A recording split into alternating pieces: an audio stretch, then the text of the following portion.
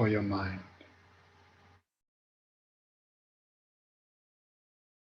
And by looking in this mirror, it draws you towards perfection.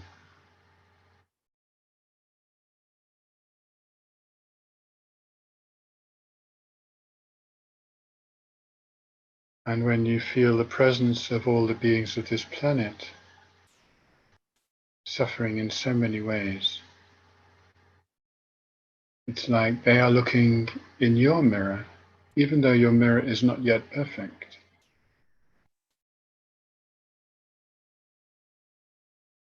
And they are looking to you for help. Try to feel that.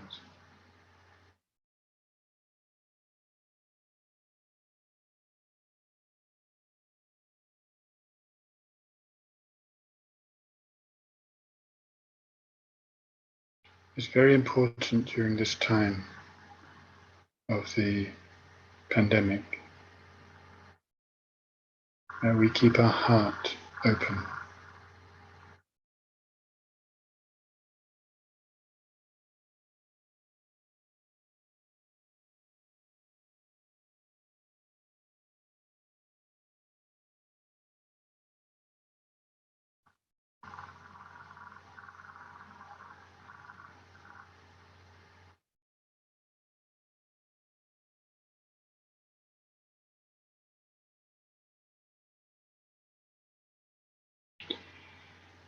I'm going to read from the colophon to the prayer by Khadro-la, but you can meditate.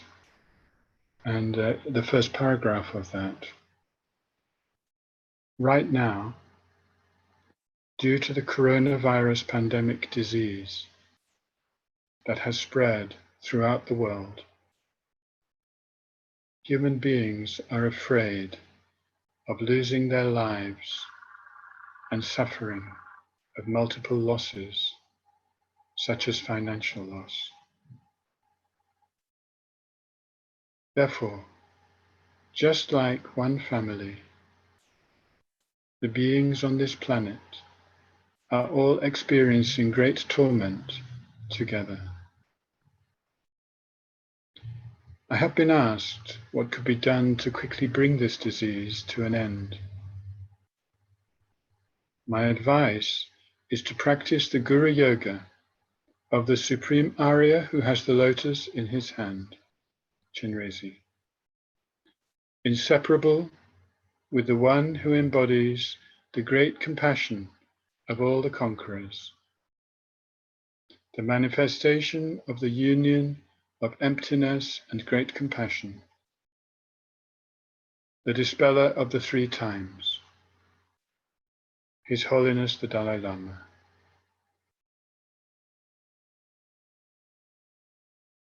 And now I'm going to read, and again you can stay meditating. I'm going to read from the introduction to the sadhana, which we're going to study together.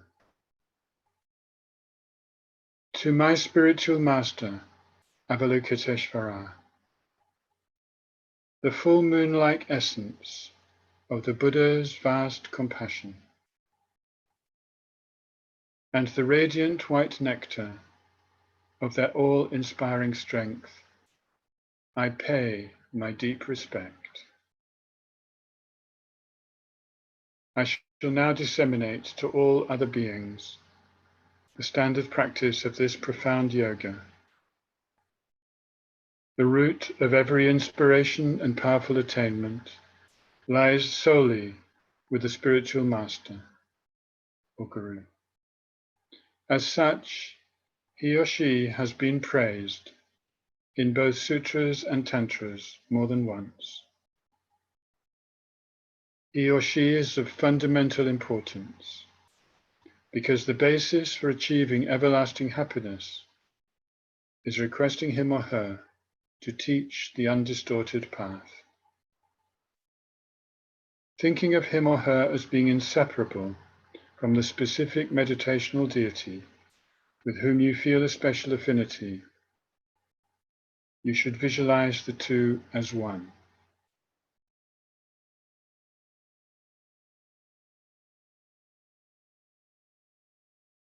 The vitality of the Mahayana tradition comes from compassion, love, and the altruistic aspiration to attain enlightenment, bodhicitta, in order to effectively help all creatures become free from their suffering. Moreover, the importance of compassion is emphasized throughout all stages of development.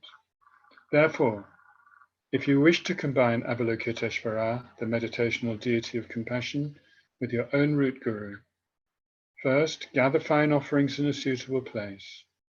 Sitting on a comfortable seat in an especially virtuous state of mind, take refuge, generate an enlightened motive of the awakening mind, and meditate on the four immeasurable thoughts. And what we'll do is now, together we'll read the first section called Preliminaries in the sadhana. I will lead in English, Diana will lead in Russian, and we'll use this as an opening for our class.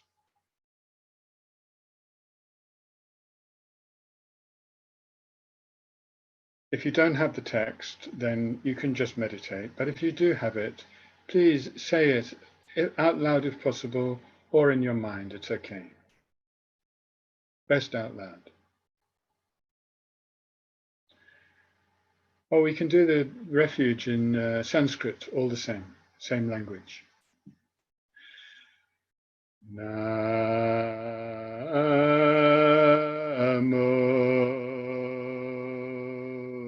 Gurube.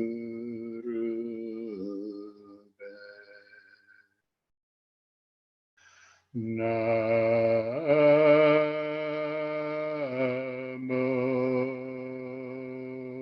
Buddhaya.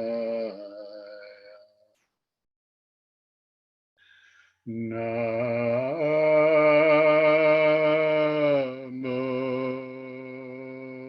Dharmaya. Namo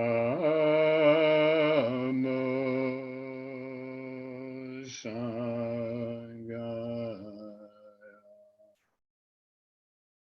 Namo Gurube. Namo Buddhaya. Namo Dharmaya. Namo Sanghaya. Namo Gurube. Namo Buddhaya. Namo Dharmaya. Namo Sanghaya. And the next one in Tibetan 3 times. Sangye chudan sogi chodna la janchu badu da ni gyab suji da gi jin sogi bezo nonki do la benchia sangye do parasho. Sangye chudan sogi chodna la janchu badu da ni gyab suji da gi jin sogi bezo nonki do la benchia sangye do parasho.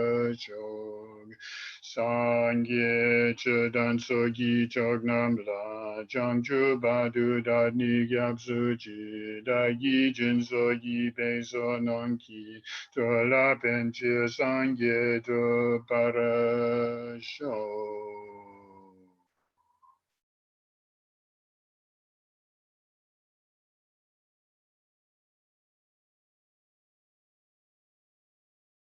Okay. So welcome everybody. It's very nice that you could come, and it's very nice to be with you. And we are together it's an extraordinary thing, this internet that has developed in the last, really it's only become widely available in the last 20 to 30 years. Imagine this pandemic without the internet.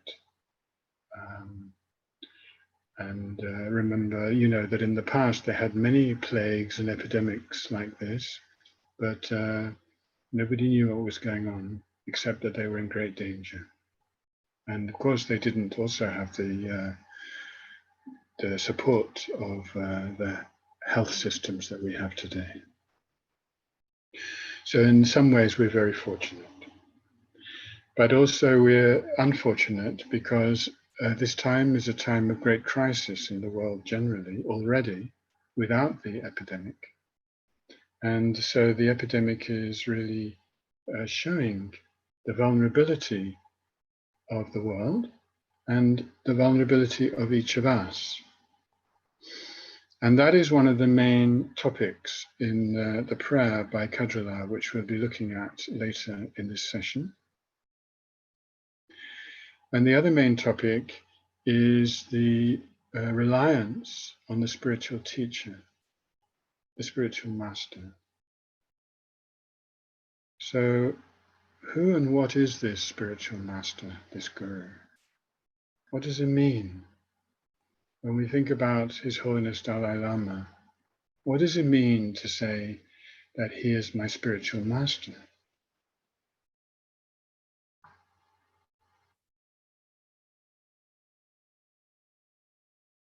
It's a deep question, and it requires a deep understanding within us to know what this means.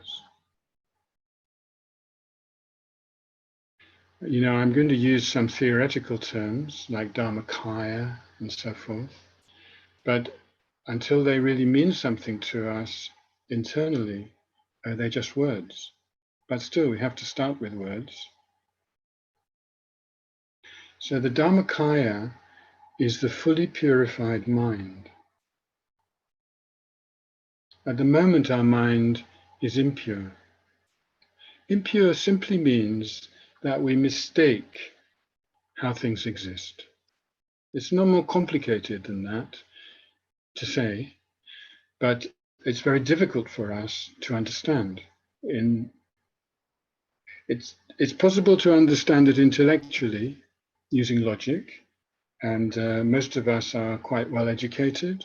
We studied mathematics, for instance, and so we have quite logical minds. So to understand that because things depend on other things, they cannot exist independently, and therefore they are empty of existing by themselves. When I say those words, you can understand them logically. But I said things, and that means everything, including oneself, a person. What does it mean not to exist inherently, not to exist independently?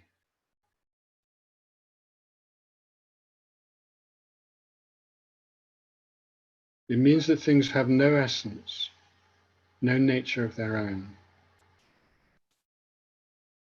But whenever we look at something, hear something, touch something, taste something, smell something, or think something, we always think that something exists independently. Why? Because that is our karmic predisposition. Because we thought like that from beginningless lifetimes. And we not only thought intellectually, but we experience reality like that, whatever life we take. So our logic tells us this is incorrect, but our experience doesn't follow the logic.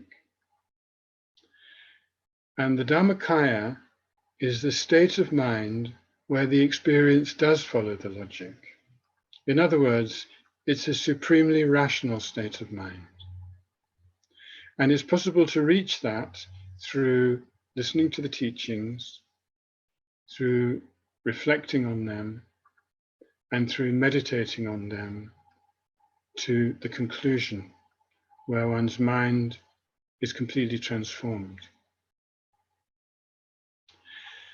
And the point about the Dharmakaya is that that is the mind of a being or beings who have accomplished that. And where do we find such a person or being? We can see pictures of the Buddha, Shakyamuni. We can see pictures of the deities like Avalokiteshvara. But do we see them in front of us with our eyes?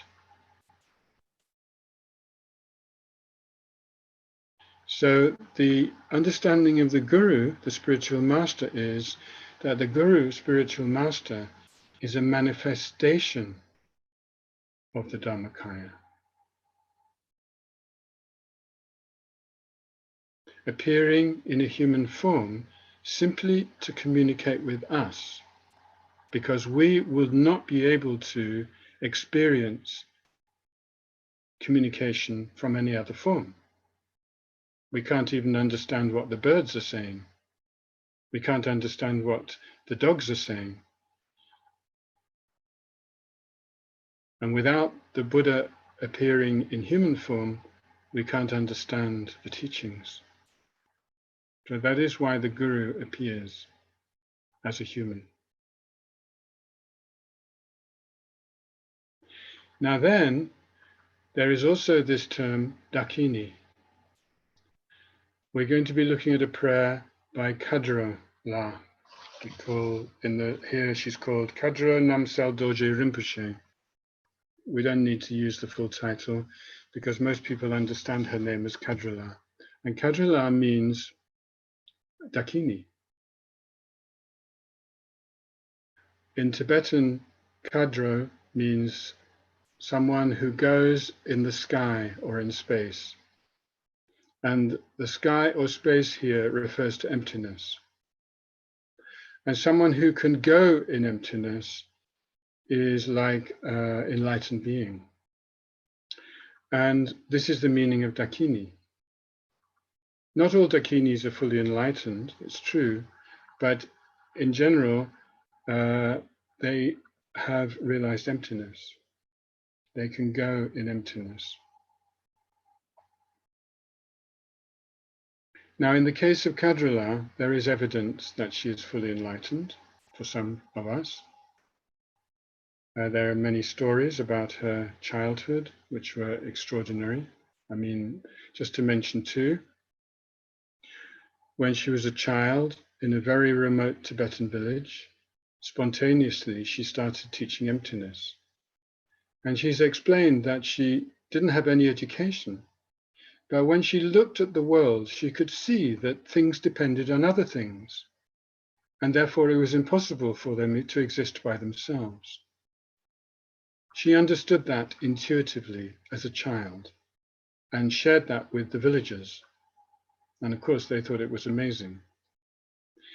And there's another story from her childhood when she fell into a river.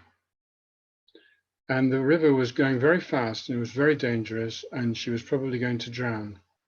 And suddenly she discovered that she was walking on the surface of the river and she was able to walk to the other side. So these two stories are enough for me to think this is a very, very extraordinary being. There is a particular understanding of the nature or purpose of the Dakini, which is that the Dakini, which is a female, by the way, and there's also a male form, which is a Daka, but the Dakini, which is more common, let's say, than the Daka, perhaps, the Dakini is a messenger of the Buddha. And it seems to me that in the case of His Holiness Dalai Lama and Khadro-la, it looks to me like Khadro-la is the messenger of His Holiness. And that this prayer about the coronavirus is coming from His Holiness, being carried by his Dakini, Khadro-la. But that is simply my interpretation. I say all these things as introduction. We're going to start looking at the texts, but this is the context of the texts, because the main sadhana which we're going to look at, which is called the Inseparability of the Spiritual Master and Avalokiteshvara, this relies on the understanding that the Spiritual Master, in this case, His Holiness the Dalai Lama, is inseparable from the fully enlightened being, the Buddha of compassion, Avalokiteshvara. And so it's necessary to recognize His Holiness as a manifestation of the Dharmakaya, and therefore fully enlightened. And many times Khadro-la has said that His Holiness is the Buddha of our time. And when she speaks of him, she usually refers to him by the name Vajradhara. And Vajradhara is the tantric form of Buddha. So by calling him Vajradhara, she's just saying Buddha. Now, we're going to look at this practice, and this is a practice of Guru Yoga. Guru Yoga simply means joining your mind with the mind of the Guru. And this is the main practice recommended by Khadro-la during this coronavirus pandemic. That she's recommending us to join our mind with the mind of our Guru, His Holiness Dalai Lama. So His Holiness Dalai Lama is in isolation in his residence at Dharamsala during these times. And we can imagine that he is in some kind of retreat, and that when we join our mind with his mind, it's as if we are joining with his retreat. And in his retreat, there's no doubt that he is practicing universal compassion with his personal strong connection for all the beings of this planet, including ourselves, and including every single person who is suffering during this pandemic. So by joining our mind with his, we ourselves become resilient to the virus ourselves, but also able to share that resilience to the virus with the people around us by connecting at a deep level, heart to heart. We need to have confidence that we are connected. Every one of us is connected with every single other being. We have a special connection with the beings of this planet. And of course, we can go closer and say each of us has special connections with the beings of our country, or our city, or our street, or our residence, or our family, for example, or our workmates, all those different groups that we belong to. But actually, we're connected with everyone at the heart level. And this is how it is when our mind is fully purified, because the Dharmakaya is spontaneously connected with all beings. No effort, no gap, no separation. And each of us has the basis of the Dharmakaya already. And this is the teaching of Guru Yoga, and it's also the main teaching of the prayer that Khadro-la has transmitted. So we're going to go a little bit quickly through the preliminaries of the sadhana. These are prayers that you need to take teachings on the Lamrim to understand refuge, the four immeasurable thoughts, and then there's a verse of purifying the place, which is part of the mandala offering and part of preparing your mind and your conception of where you are so that the Guru can come. You don't want to invite the Guru to a dirty, smelly place. You want to invite the Guru to a purified, beautiful place. So this is the meaning. And then you make offerings. As I said in the introduction I read, making offerings is a very, very important practice. And if you can make offerings in front of you, like flowers or light or water and so forth, like the 8 offerings and whatever, then you should do that regularly each day on a shrine, if possible. I'm sure most of you already do that. But also you can visualize offerings. And that is what is referred to in these prayers, blessing the offerings, and then the offering cloud mantra, and then the lines after the offering cloud mantra are all visualizations in which the offerings are transformed until they fill the whole of space.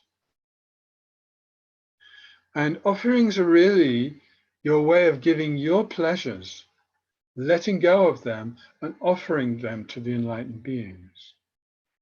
And it's important to say that it's not that the enlightened beings want to be offered to.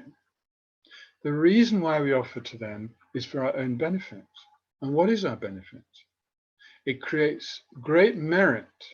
It helps us to generate the positive energy, which we call merit, so that we can attain to their state. And this is what I mean when I say that the Dharmakaya is like a mirror to our own imperfect mind. By doing these practices, like making offerings to the perfect mirror, our own mind can become a little bit more like it. It can approach towards it. It can become more clear, more pure. Okay, so that is the preliminaries of this sadhana. And then we have a section which starts with visualization and front generation. And we're going to spend a little time on this. And then after that, we're going to move to the coronavirus prayer. And then you'll see why I want to do the front generation first. Now, the front generation is the most important thing for you to learn in this practice, in my opinion. It's something special to learn exactly what it looks like. And you need to train yourself through practicing this sadhana, or even just the visualization, actually. You don't have to do the whole sadhana. Learn it so that you can feel the presence of this front generation anytime you want. And this front generation is known as the triple stacked being. Triple stacked being. So stacked is like if you have a large bowl and then inside it you put a smaller bowl, and inside that you put an even smaller bowl. So that would be 3 bowls stacked together, like you would put them in the cupboard, like that. So the triple stacked being is something like that. It's got an outside, and then it's got the next level, and then inside it's got the smallest. This is the visualization. It's not actually the smallest. They're all the same size in a way. But for the visualization, we visualize them one inside the other like that. And the first one is His Holiness, more or less in human form. Not exactly, there's some other elements, but somewhat in human form, especially with the face. The face should be the face of His Holiness. In some, I mean, we've got many different photographs of him actually at different ages in his life. So choose one that really inspires you and use that. I've got one in front of me right now, and he's wearing the yellow pointed hat, and he's wearing the robes, and he's holding a text, and he's on a throne, he's teaching. I'll go into the detail of the visualization in a minute.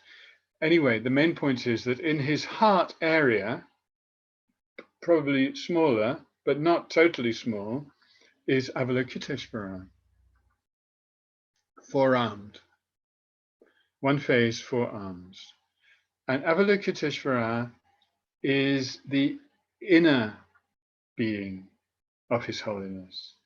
And most of us don't see Avalokiteshvara, but some people do. For instance, when Khadro-la first came to see His Holiness, Dharamsala, when she first arrived, I think she was still young, maybe a teenager. She waited in line with everybody. His Holiness was coming by car back to his residence, and she was waiting with everybody. And when the car came, in the car, she saw Avalokiteshvara. She didn't see a human being or a human form. And she is one of a small number of people who do see His Holiness in that form. And this is to do with the level of the mind. So that is the second inside the outer one, which we all see. We all see a human being, those of us who see His Holiness. Of course, there are many beings who don't see His Holiness at all. Be aware of that. You have amazing merit that you see His Holiness at all, even as a human being. It's extraordinary. Anyway, inside His Holiness Avalokiteshvara, in his heart area, and then in the heart of Avalokiteshvara is the white letter Chri. Now, Chri here represents the mind of Avalokiteshvara. What is that mind? It's the Dharmakaya. It's the fully purified mind, which I referred to earlier. So, although the Chri is small in the visualization, clearly it's not at all small. Why? Because the Dharmakaya pervades everywhere. When I said at the beginning, imagine or feel that His Holiness is here present with you in your room, probably like me, you didn't actually see with your eyes His Holiness, but in your mind maybe you imagined. But actually, it's true that His Holiness is here with you, as long as you have confidence that His Holiness is enlightened. Because if His Holiness is enlightened, He is actually the Dharmakaya. Because the Dharmakaya is the definitive enlightenment. It's what enlightenment actually is. And the thing is that the Dharmakaya is only visible or can be only seen by other enlightened beings, other Buddhas. And it's for that reason that the Dharmakaya manifests in various forms in order to help sentient beings.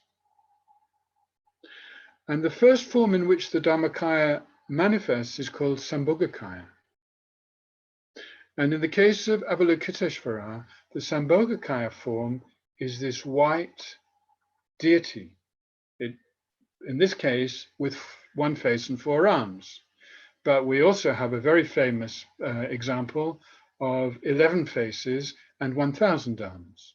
So there are different forms of Sambhogakaya. Sambhogakaya is a subtle form of manifestation. And most of us don't see Sambhogakaya, as I said earlier. Only a few people see His Holiness in that form. Where the Sambhogakaya is seen is in the Pure Land. Where is the Pure Land? Well, it's not on a map because it's not a geographical location. It's a zone of the mind. It's a level of awareness. It is an environment, and it does contain beings. It contains the source, the teacher, if you like, which in this case is Avalokiteshvara. And then it contains those followers or disciples who have the merit, the capacity, the level of realization to be there. But where it is not a physical thing. It's not in the sky. It's not in the ground. It's some level of being which is within emptiness, and therefore beyond here or there, beyond now and then in the conventional sense. So the Sambhogakaya is the subtle form, the subtle manifestation. But of course, most of us can't see the Sambhogakaya. We can't experience that. So we're still in the darkness.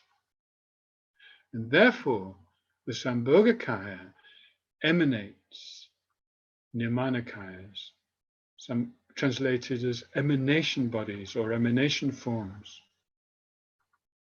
And these not only include like beings that we can communicate with, they also include pictures, stupas, statues, different physical forms that we ordinary beings can experience. It would also include sounds and so forth that we can experience. But in particular, as I mentioned earlier, it includes our guru or gurus. Of course, it's a difficult thing to embrace. Of course, our guru looks like a human being, so we think our guru is a human being. It's understandable. It's nothing strange, and we can't force ourselves.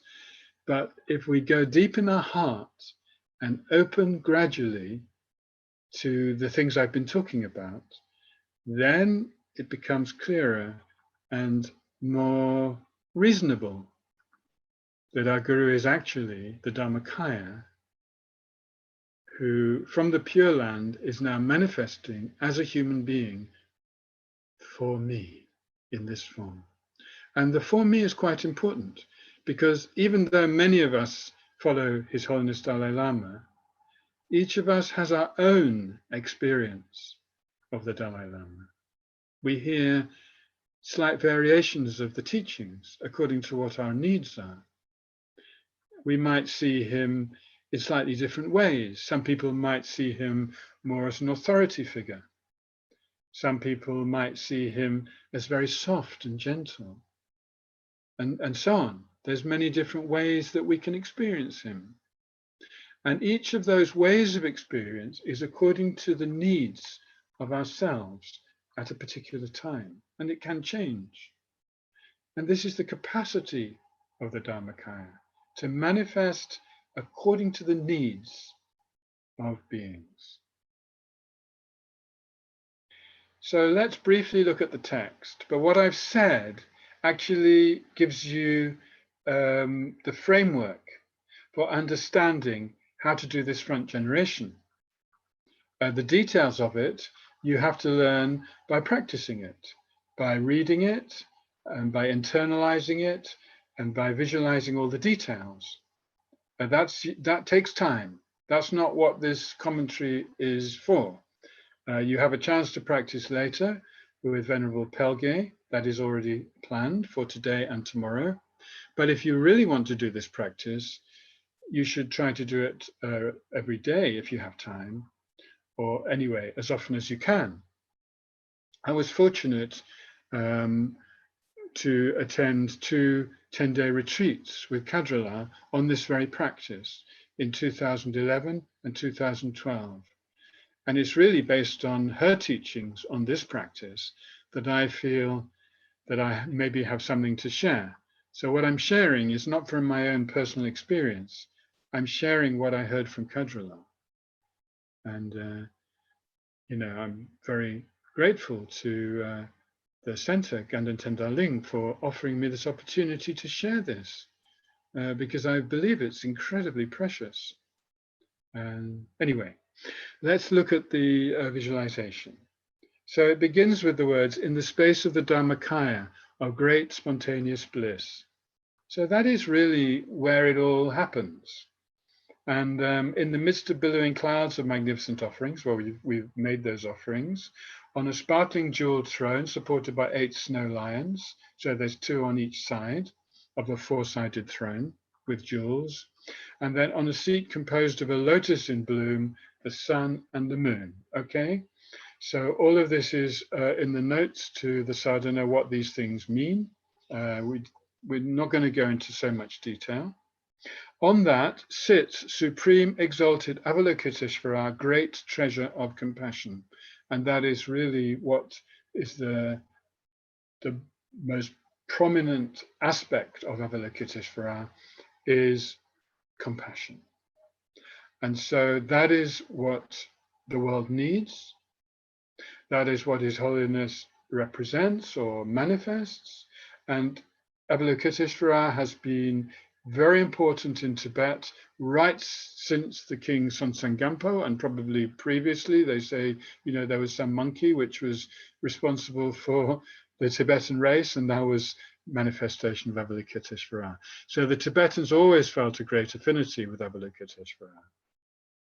But as you probably know, also the Chinese and the Vietnamese and so forth, they also have affinity with Avalokiteshvara in the form of Kuan Yin, who is a female, but nevertheless the same deity. Okay, so in this case, Avalokiteshvara is assuming the form of a monk wearing saffron-colored robes. So that's the first part of the visualization. Saffron, yellow-colored robes, and he's a monk, and it's His Holiness Dalai Lama. And then we make some prayer. Oh my Vajradhara Master, having in all three ways, Holy Losang Tenzin Gyatso, endowed with a glowing fair complexion and a radiant smiling face, your right hand at your heart in a gesture expounding the Dharma. In the English text, we have a picture of that. Do you have it in the Russian? Yeah, you do. Okay, good. So in that case, the picture gives you the sign, although the face isn't exactly like His Holiness, but you have to make that yourself. So that right hand, that gesture where the thumb and the first finger are touching, this is called the teaching mudra. And then there's the stem of the, going that way, the stem of the lotus. And on the lotus is a book and a sword. And the book represents the verbal teachings of the Dharma, which is all the teachings of Dharma, which is an incredible number. And the sword represents the realization teachings of the Dharma. So therefore, His Holiness is able to communicate both these, the scriptural teachings and the realizational teachings. And that's very, very important in terms of a guru. Because if the guru transmits only the scriptures, sure, it's helpful, but then the realizations is something that you would have to find somewhere else. But in this case, we can get both. And then the left hand, resting in meditative pose, holds the 1,000-spoked wheel. And this represents all the teachings of Sutra and Tantra. Okay, and then the next verse talks about the nature of the aggregates, form, feeling, discriminations, compositional factors, and consciousness, and the sensory spheres, which here refers to the elements, earth, water, fire, air, and space, and then the senses, which is the eyes, the ears, the nose, the tongue, and the body, touch, and their objects, which is the visual object, the sound, the smell, the taste, the tangible object, and also the sixth one, of course, with the senses, which is the mental sense and the object of the mental sense. And then the limbs are the arms and the legs and the head. And all of these are corresponding with different deities, which we see sort of within the body of His Holiness. It's a detail which it takes time to generate this. You find it in the practice of Guhya Samaja, if the highest Yoga Tantra class, and that's where this visualization comes from. And Guhya Samaja is the main tantric practice, main tantric deity of His Holiness Dalai Lama. But also this is referred to in the Lama Chöpa, the Guru Puja of Lama Tsongkhapa. So you visualize these different deities, which are the purity of the aggregate elements, senses, sense objects, and the actions. Okay. And so this is the visualization of the commitment being, or Nirmanakaya, and at the last line of that verse, sending forth a network of cloud-like self-emanations to tame the minds of all sentient beings. So that's how His Holiness functions. He's sending out, when we say emanations, it just means what comes to the minds of beings. So for instance, in some countries, His Holiness appears on TV. And so possibly millions of people see His Holiness on TV. And that is a Nirmanakaya, emanated by His Holiness in a TV studio. Okay?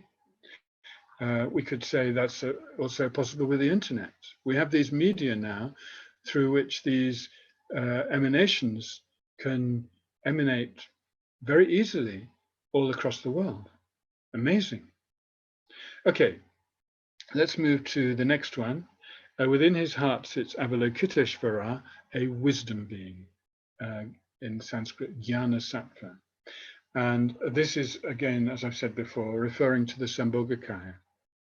One face, 4 arms, upper 2 hands placed together, lower 2 hands hold a crystal rosary and a white lotus. And there's, in the notes, it tells you what these represent. And then the jeweled ornaments, the heavenly garments, the antelope skin over the shoulder, seated on a moon and lotus. And all the symbolism is explained in the notes of the sadhana. So you visualize him, it says within his heart, but it doesn't have to be as terribly small, like we sometimes say in some practices, inside the central channel. You don't have to do that. It's more or less in the heart area. Okay, I would say probably about this size. It's got to be reasonable, so otherwise you don't have to kind of, fry your brain in order to see it. And then the next one is the Samadhi Sattva, which means concentration being. And the white syllable Hri, concentration being at his heart, emits brilliant colored light in all the 10 directions. So this is just simply the radiance of the Dharmakaya, which is, in the visualization, it's seen as light. And so you've got a sort of aura of rainbow light around the whole visualization, emanating from the Hri at the heart. And the more brightly, the more beautiful colors, the more accurately you can visualize, the better. I myself am very bad at visualization. I can't visualize clearly at all. And when I do, it's often quite dark. So I have some negative karma obscuring my mind. So I sympathize with people who find it difficult. But I know some people who are artists who find it very easy to visualize. So if you can, please make it really beautiful and inspiring to your mind. And then finally, there's a white Om at the brow, which is inside at this level, red A at the throat, and a blue Hung at the heart, which represent the Vajra body, the Vajra speech, and the Vajra mind. Vajra means indivisible bliss and emptiness. And the enlightened beings have indivisible bliss and emptiness of body, speech, and mind. And therefore, whatever they communicate is blissful and also completely empty of inherent existence, and communicates that to whoever either sees them, hears them, or experiences the contact with their mind. Okay, and then the 3 jewels of refuge dissolve into him. So that means that the triple stack being in front becomes the collected essence of the objects of refuge. So let's just remember what refuge means.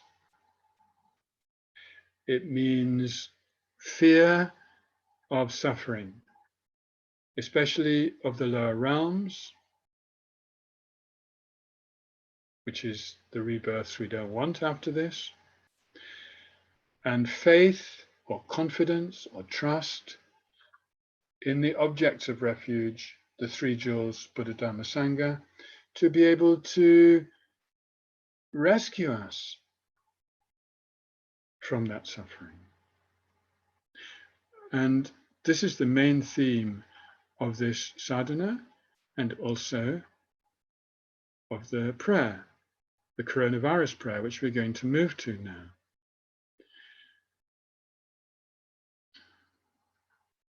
That trust and confidence, which is so hard to come by. Our whole lives, we trusted in things and people that let us down. Why? Because we were deceived, not by them, but by our own ignorance. We could even say our own stupidity. Maybe that's too harsh. But certainly, because we misconceived reality, we thought that happiness lay out there in certain objects or people or situations or accomplishments of the world. This was a mistake. And now is the time, especially with this crisis, now is the time for us to recognize totally this mistake. This mistake is tragic. It completely wrecks our lives and the lives of all beings of this planet and the whole universe, actually, who don't realize the truth, the purity, the natural emptiness of everything. Because with the realization of natural emptiness, there can be no afflictive emotions, no grasping, no unhealthy desire, no anger or hatred, no pride, arrogance. All that can subsist with this natural emptiness are the positive qualities of love, great compassion, generosity, ethics, patience, all these great qualities which are perfected in the Dharmakaya and which we have now within us to some extent. The potentials.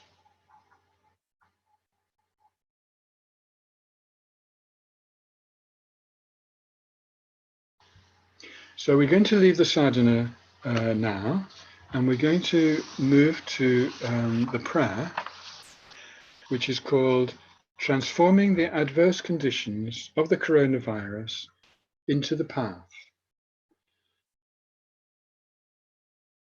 That means taking this terrible thing and transforming it into something beneficial to our mind, to help us on the path to enlightenment.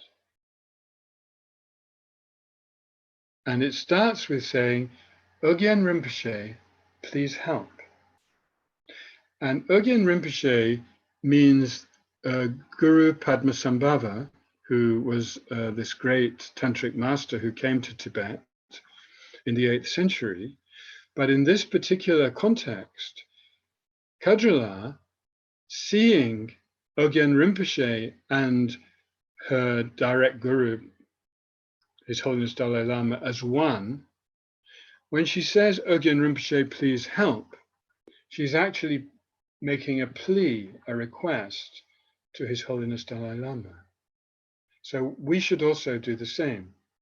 And at this point, we can see His Holiness Dalai Lama in the form of Guru Padmasambhava, which you can find images of Padmasambhava, and very powerful images and very incredibly powerful being.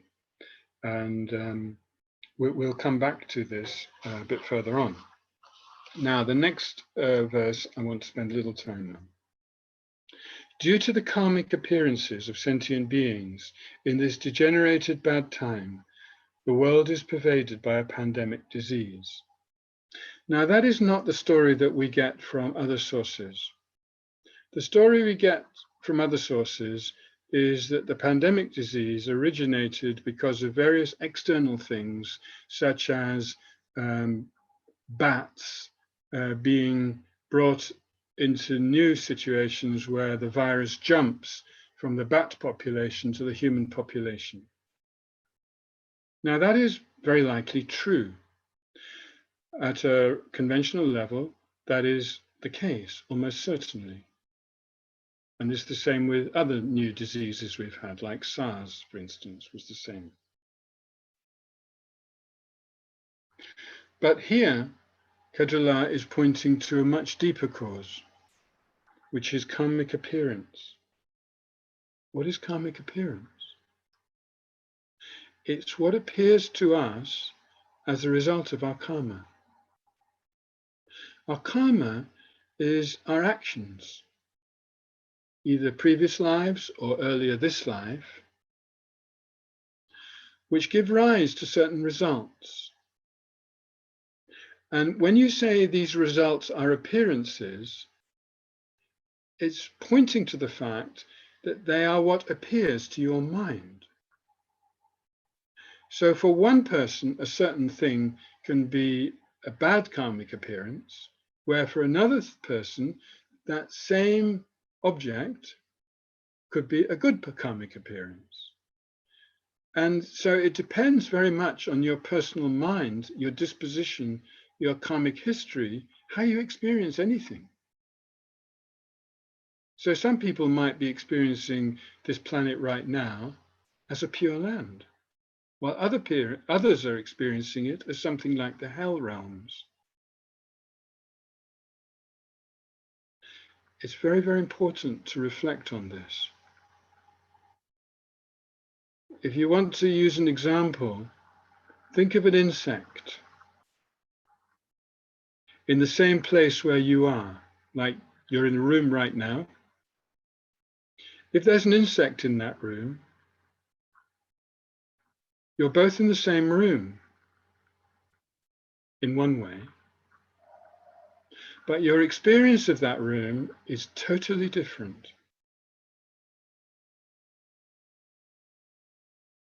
And that depends on your karma, because you have human karma and the insect has insect karma. And so the way that the room appears to each of you depends on your karma.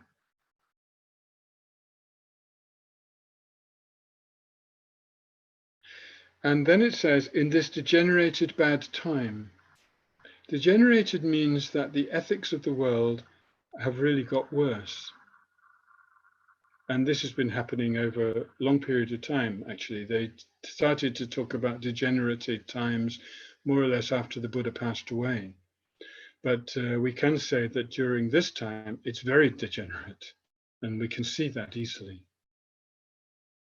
And because of those things, the world is pervaded by a pandemic disease. In other words, the pandemic disease is the latest karmic appearance of these degenerated bad times. And what is the experience like? The next line tells us. We have fallen into a prison without shelter and without hope. So this prison could be a reference to the fact that many of us have to self-isolate. I've been self-isolating for nearly 6 weeks now. I do go out for walks, but other than that, I'm not going out. But also, I'm imprisoned in samsara. So there's different levels to all the terms in this sentence. Without shelter would refer to the feeling that the prison is still vulnerable to the virus. But also without shelter means without refuge. So most of the sentient beings of this world don't have a reliable refuge. They do take refuge in different things. Some of them take refuge in alcohol or drugs or wealth or all kinds of things, sex, possessions, but none of these is a reliable refuge. So when it says without shelter, it means without anything that we can trust to protect us from suffering. Without hope.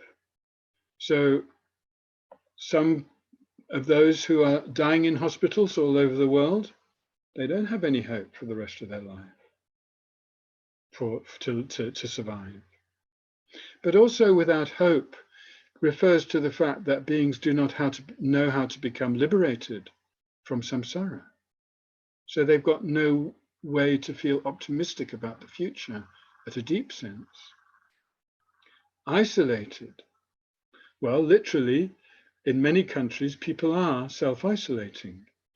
And that's one of the kind of measures that the governments have put in force to help to reduce the spread of the virus so quickly.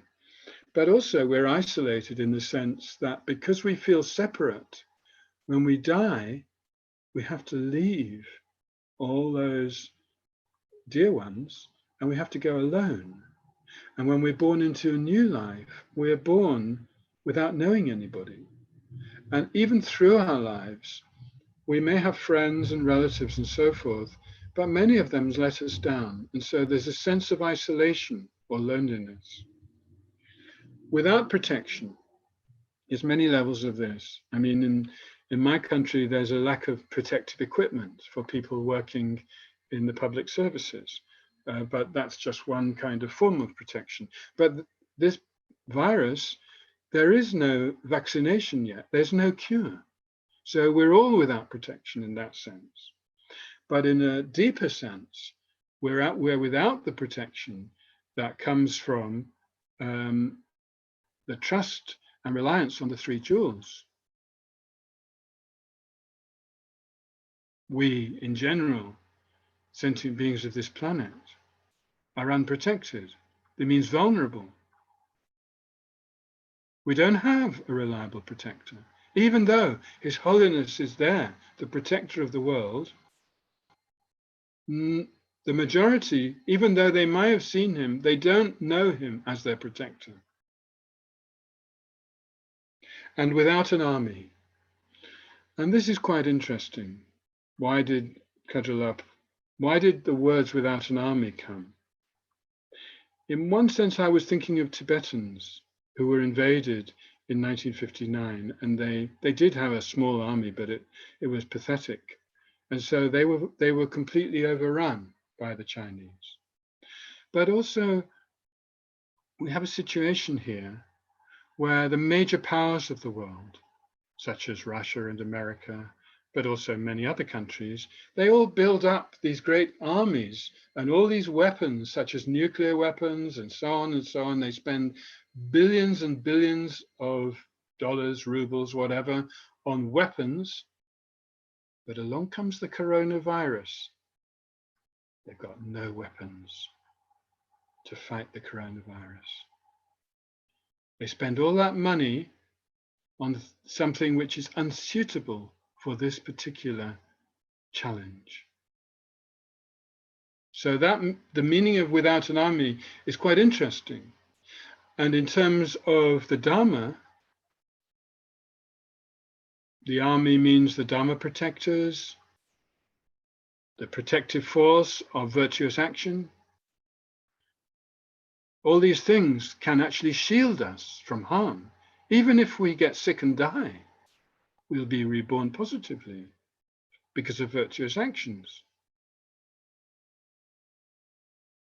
But if we don't have the Dharma, if we don't practice virtue, if we don't have these Dharma protectors and so forth,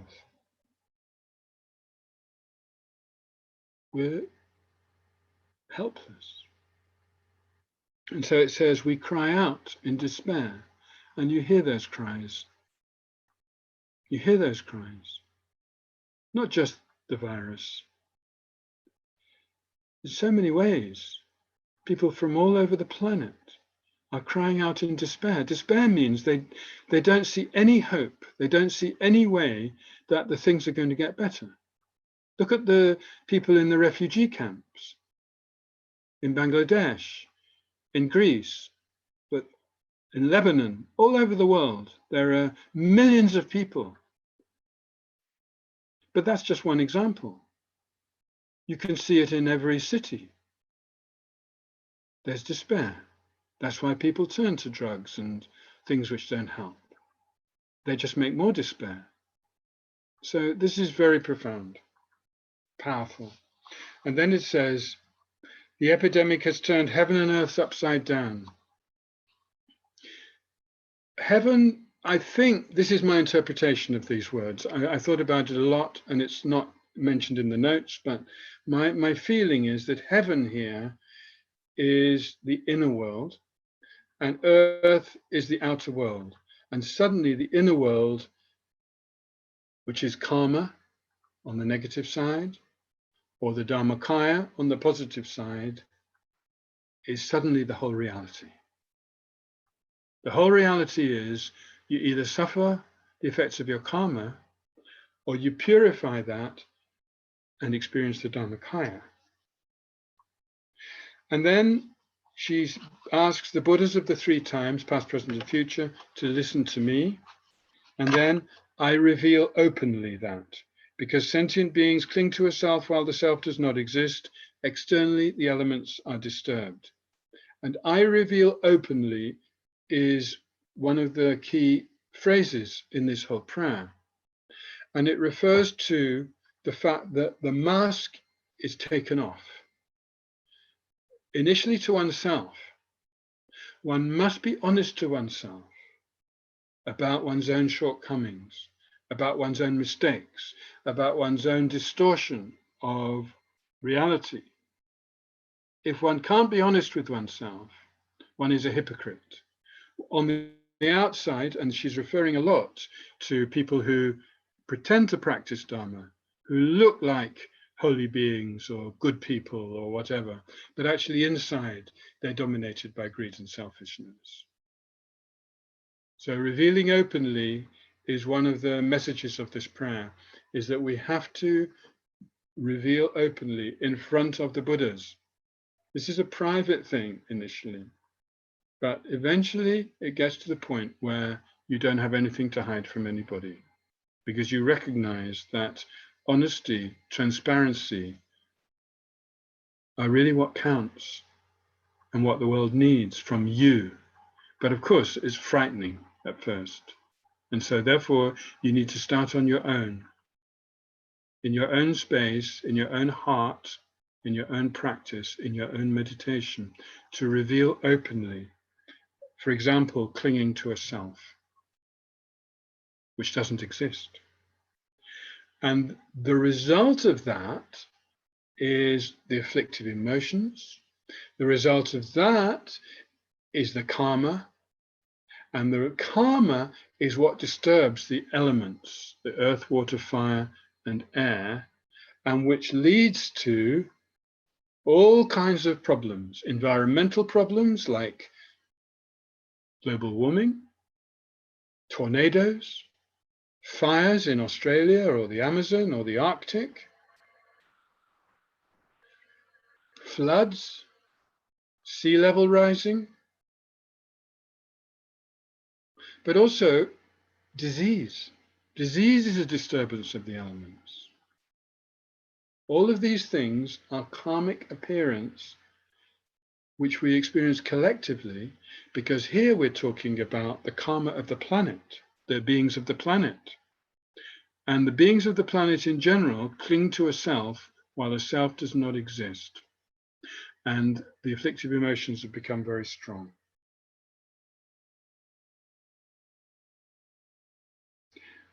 I reveal openly that due to the hallucinated mind grasping at true existence, while true existence does not exist, beings are appropriated by the three poisons: ignorance, unhealthy desire, and anger.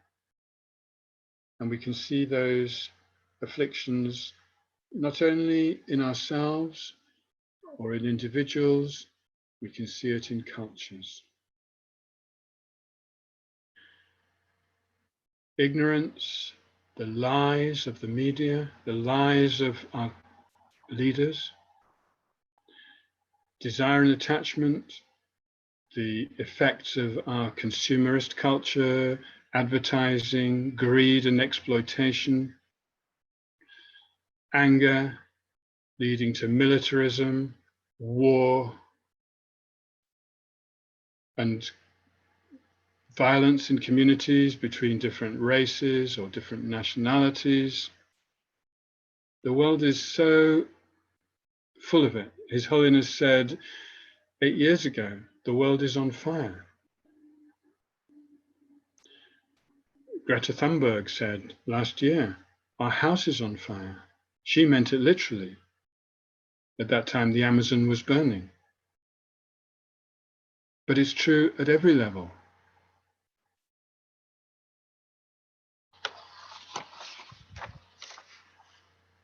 I reveal openly that controlled by the black poisonous snake of self-conception, we act for our victory while pursuing the defeat of others.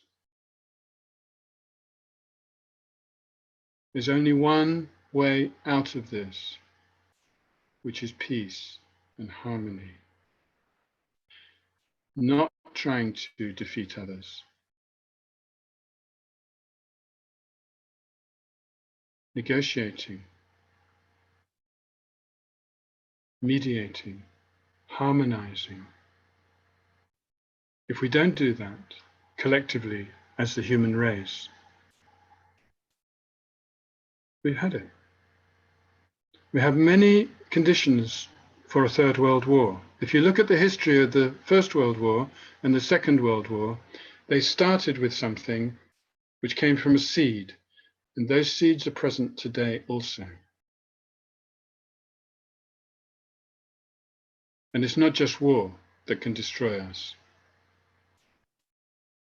The climate crisis can destroy us because it can destroy food production.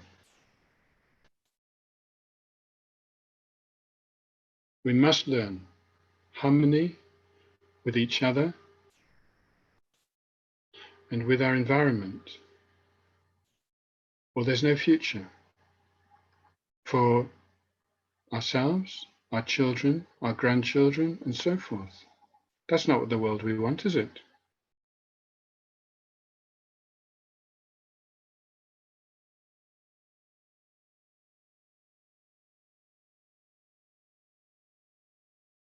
One more paragraph and then I'm going to stop. The hallucinated mind, grasping to a self and true existence, conceives samsara perfections as if they were a pure refuge. All the things which ordinary people like ourselves think of as happiness are actually samsara, which means suffering. Suddenly, the deadly epidemic comes. People are suddenly shocked. The graveyard of the maturation of actions, which means that karma ripens and leads to the grave, leads to death. And the samsara perfections, like dirt and stones, become devoid of happiness. In other words, what looked like gold is revealed as dirt and stones. It's not happiness. The time has come for great affection and great compassion. This is really what we must develop for each other and for all beings, particularly of our planet. great love and great affection. And this will purify our own mind and our own karmic appearance. Actually, we ourselves will become happy, content, peaceful, gentle with each other because of developing love and compassion. And the final sentence, the experience of ripening in accordance with causes and their effects is certain.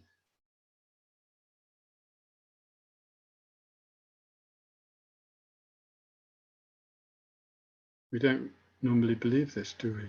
We study karma when we study the Dharma, and we think, oh yeah, that's good. But actually, we don't really believe it, because if we did, it would really totally change the way we look at everything.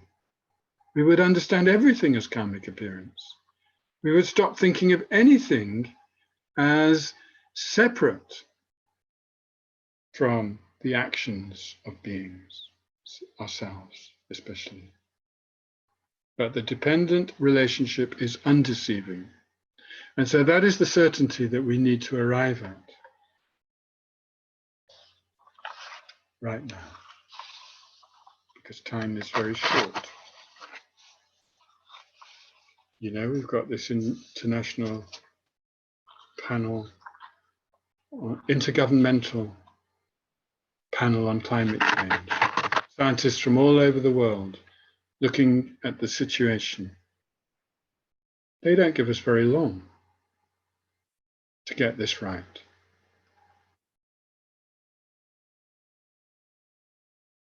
We have to change our human culture. And we can. It's not impossible.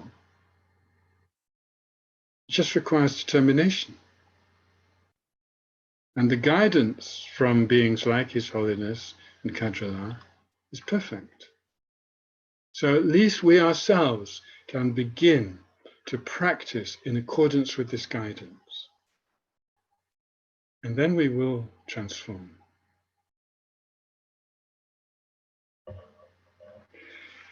Now, I want to stop the teaching, and there's just 8 minutes left of time. And I want to actually recite some prayers together before we finish this session.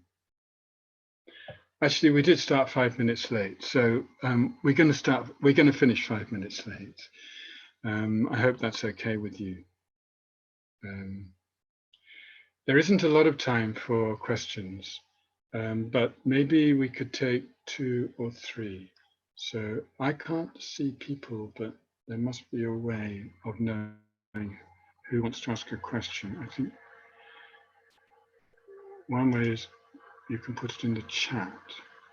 I'm not sure how it's going to be communicated to me if it's in Russian.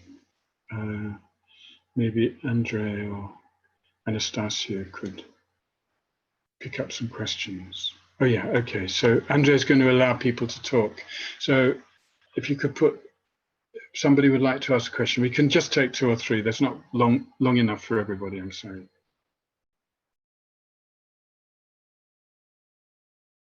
Does anybody want to ask anything?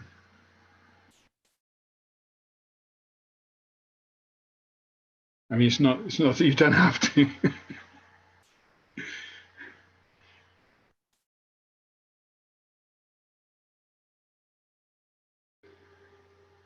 Give it just a little bit longer, and if nobody comes, oh yeah, I think there's one.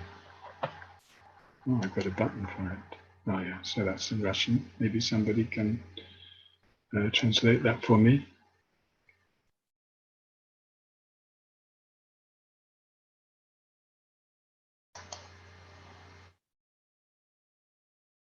I can't hear Diana. No, sorry. Возможно, надо включить английский, перейти на английский.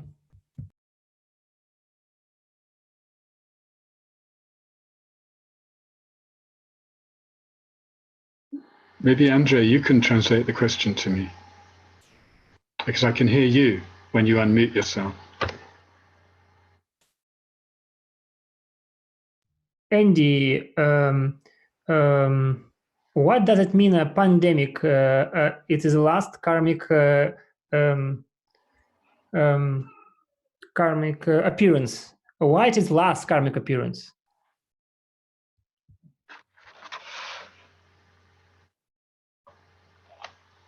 No, it's not the last karmic appearance. That's it's not in English anywhere. It's not translated like that, and I'm sure that that isn't the meaning. It's not the last karmic appearance.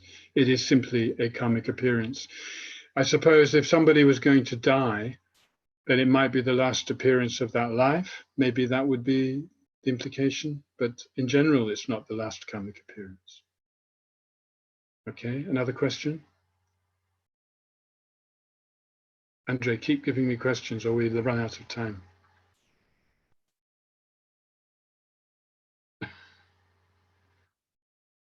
Please.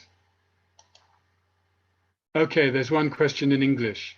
What can we do now? That is a question in English.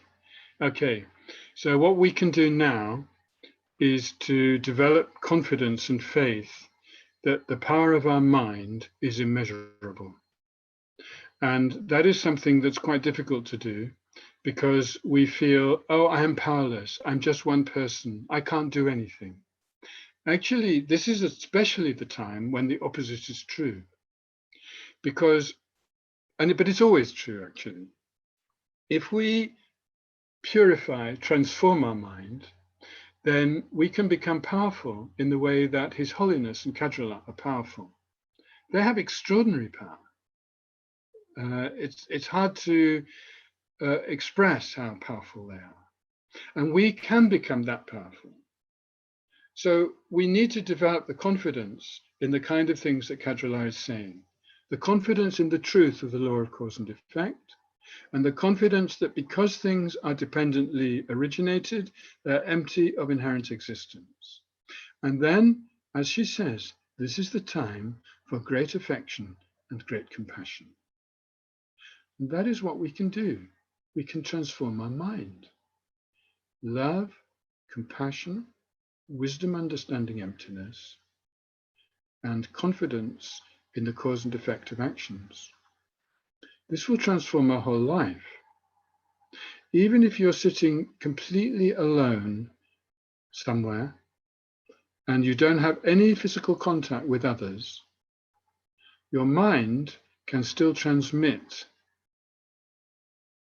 through invisible vibrations. And this is why actually developing our mind is so important. But eventually we will become enlightened. And why not aim to become enlightened in this life? As soon as possible, not just in this life, very soon. The world needs you to become enlightened. This isn't just an idea anymore. This is a need. So what can we do now? Become enlightened. Okay, we're going to stop there. Sorry, anybody else who had questions. This isn't probably ideal situation for a lot of discussion.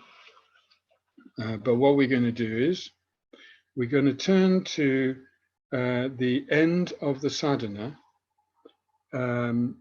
where it's got the dedications and the prayers of dedication.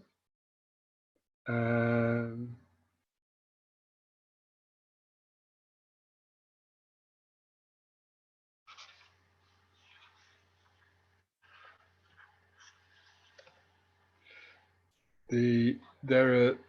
just going to go to the last three verses. The long life prayer for His Holiness Dalai Lama, the prayer that spontaneously fulfills all wishes, the long life prayer for Lama Zopa Rinpoche, and then you also have the long life prayer for Khadro-la. We're going to recite those four. I'm going to lead them in Tibetan. Apart from the Khadro-la, I only have in English, so I'll lead that in English, and Diana can lead it in Russian. Before that, we'll chant the two very well-known dedication prayers, which I think you also have the text for, Gewadi and Jangchub Semchok. And this is to dedicate any merits generated by listening to this commentary and by thinking about these topics.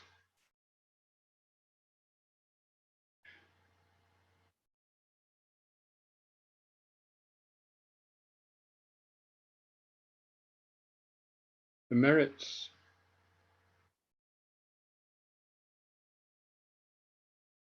are a potential to bring about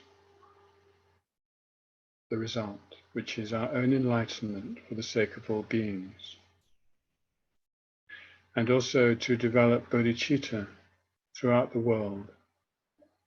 In this case, we could say universal responsibility as opposed to selfishness.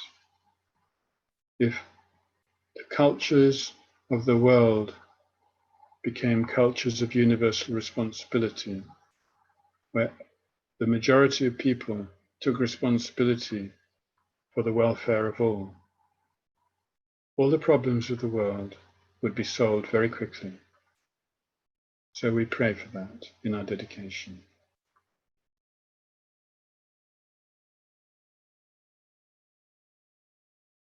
Gewadi nyududai lama sangye drugyurne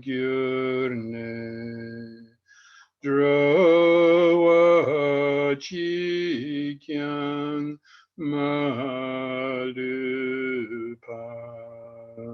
te yi sala ge parashog jan chub sem chogrin poshe ma kye panan kye gyurchi kye wanyamba me paya gone gondu pawarasho. Now we go to the prayer that spontaneously fulfills all wishes, which is the last but one prayer of the sadhana. Tani ninja sundu jope lanche che se ganche tendrogen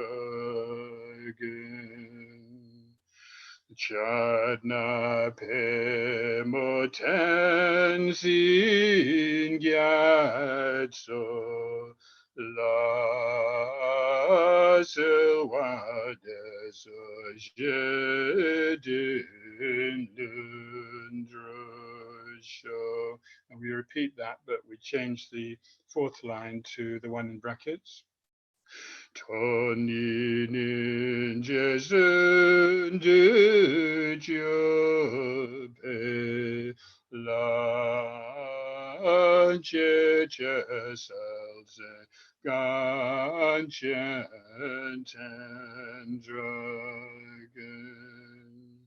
Chadna pe moten sin gyatso la sewades tugi yermesho. And now with the same tune, Gangri Rawe, which is the previous verse. Gangri Rawe korwe shinkam dependandewa malujum wene chenrezi wanten singyaso yisha pesi Badu Ten Yurchig. Now long life for Lama Zopa Rinpoche.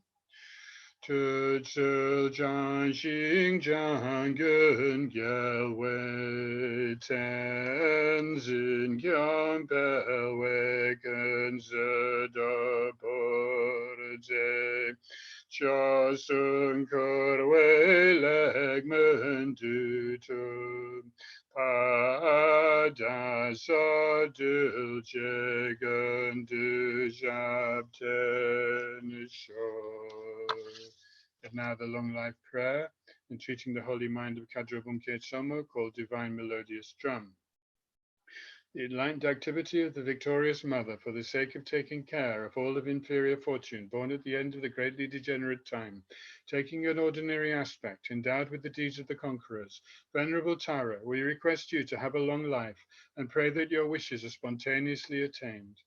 Your fame pervades the three worlds, liberated from the sufferings of mad migrations, attained to enlightenment, bestowing the Dharmakaya of great bliss to Supreme Mila, acting as companion in knowledge woman Tashitsa Ringma, a long and stable life, spontaneous achievements of wishes. We make this request, please bless us. We all make this request from our heart. The channels, constituents, and bodhicitta are blessed by countless dakinis. Innate great bliss of subtle completion stage is induced, and one is established in the supreme state of the Dharmakaya. Khadro Bumkhe Tsomo abide long.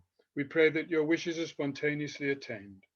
We and all migrators since beginningless times have followed the bewilderment of true grasping, coming under the power of others. By apprehending all mistaken appearances as true, we are oppressed until now by the ocean of sufferings. Supreme wisdom, seeing everything as empty, Namso Junme, abide in a long life. We pray so that your wishes are spontaneously attained.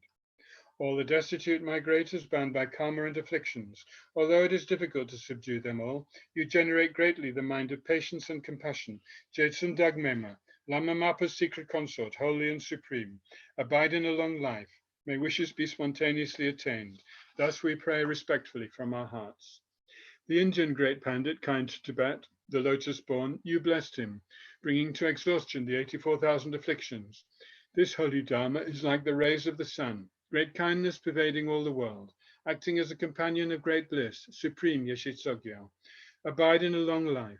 May wishes be spontaneously attained. We make this request. Please bless us.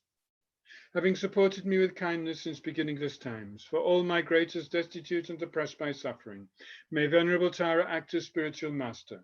May they soon come to touch the ground of the four bodies. Okay, so thank you very much. Thank you very much to the Moscow Center for organizing this and bringing us together from different parts of the world. Thank you particularly to Anastasia, the spiritual program coordinator, and Andrei Lomonosov, the director, but also to Venerable Pelge, who's going to lead the practice later. And then especially, I think all of you will be grateful to Diana Voronina, who has translated this for you. And it's been great for me to meet you again, many of you. Some of you maybe didn't know before, but many of you I know. So thank you very much for being here. It's great to see you. And we'll be here again tomorrow, same time, and hopefully no technical problems. Okay. Thank you very much.